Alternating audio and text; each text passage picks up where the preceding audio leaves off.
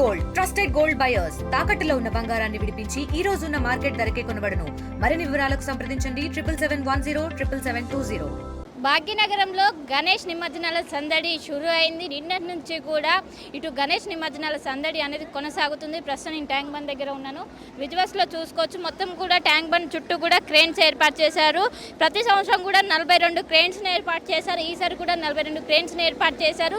నిన్నటి నుంచి కూడా ఆ గన్నాదులను తరలి వస్తున్నారు. ఇటు గంగమ్మ ఒడికి చేరుతున్నారు.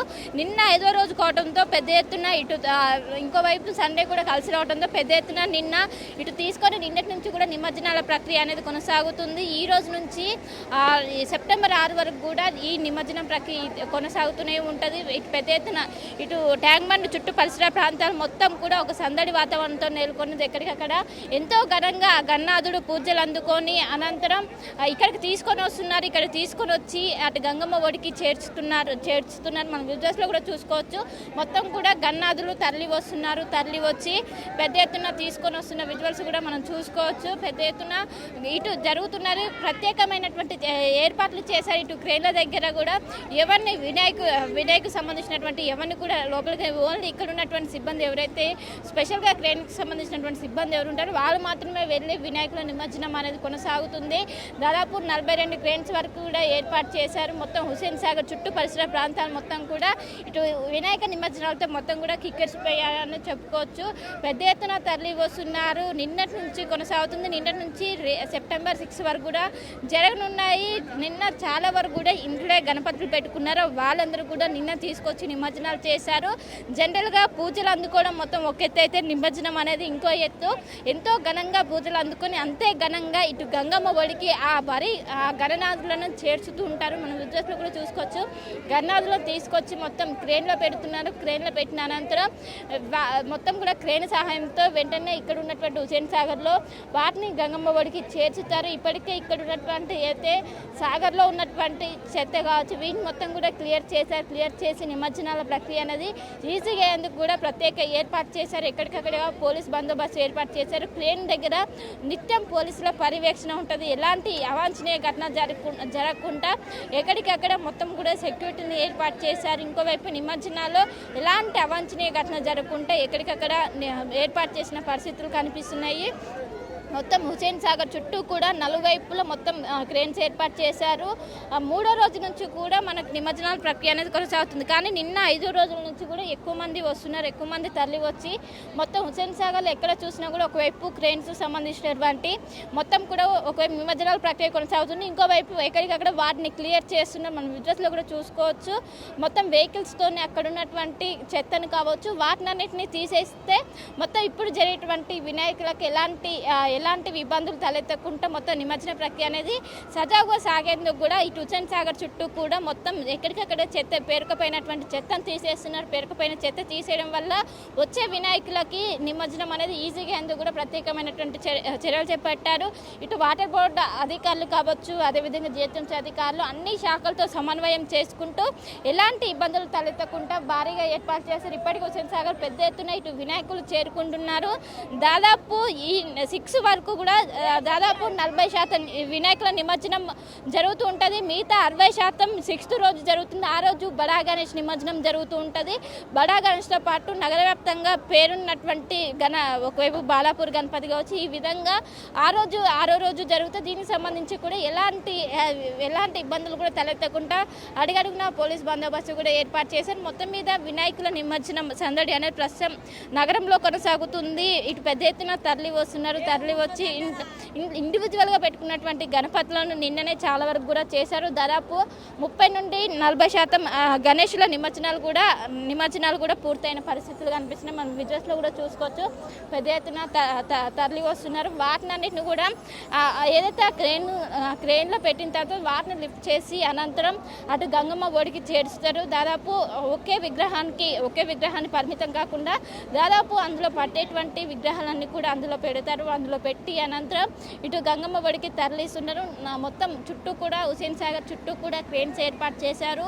మొన్న నుంచి కూడా ఈ క్రేన్స్ అనేవి అందుబాటులో ఉన్నాయి. క్రేన్స్ ఏర్పాటు చేసి ఎవరైతే ఇండివిజువల్గా తీసుకొస్తారో వాటికి మొత్తం కూడా ఈ క్రేన్ల సహాయంతో ఇప్పటికే ఇటు జిహెచ్ఎంసీ అధికారులు కావచ్చు, వాటర్ బోర్డు కావచ్చు, ఇటు పోలీస్ శాఖ కావచ్చు, అన్ని శాఖలతో సమన్వయం చేసుకుంటూ కూడా నిమజ్జనం అనేది ఈజీగా ఎందుకు కూడా సర్వం సిద్ధమై అని చెప్పుకోవచ్చు. నిన్నటి నుంచి కూడా ఈ నిమజ్జనాల ప్రక్రియ అనేది కొనసాగుతుంది.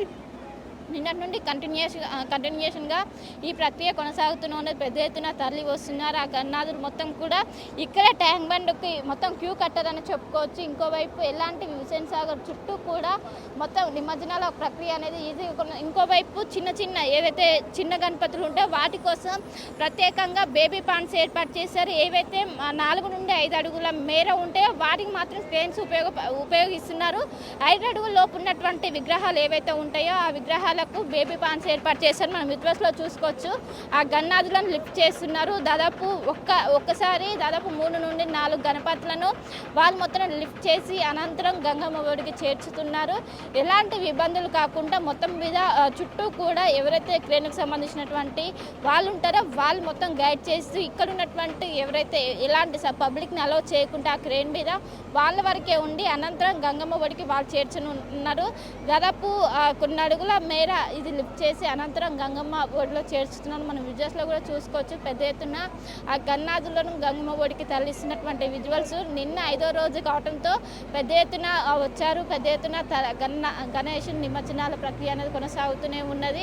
ఎక్కడ చూసినా కూడా జై బోలో గణేష్ మహారాజ్కి జై అంటూ కూడా ప్రస్తుతం పరిసర ప్రాంతాలను కూడా అందరూ చిన్నపిల్లలు మాత్రం కొంచెం ఏడుస్తూ కూడా వాళ్ళు ఎందుకంటే ఇన్ని రోజులు ఎంతో ఘనంగా పూజలు చేశారు. ఘనంగా పూజలు చేసి అనంతరం వాళ్ళు గణేశుడు వెళ్ళటంతో చాలామంది కూడా ఏడుస్తున్న పరిస్థితి కనిపిస్తుంది. సో మొత్తం మీద ఎంతో ఘనంగా పూజలు అనుకుని అంతే ఘనంగా గంగమ్మ ఒడికి చేర్చుతున్నారు. మనం విజువల్స్లో కూడా చూసుకోవచ్చు.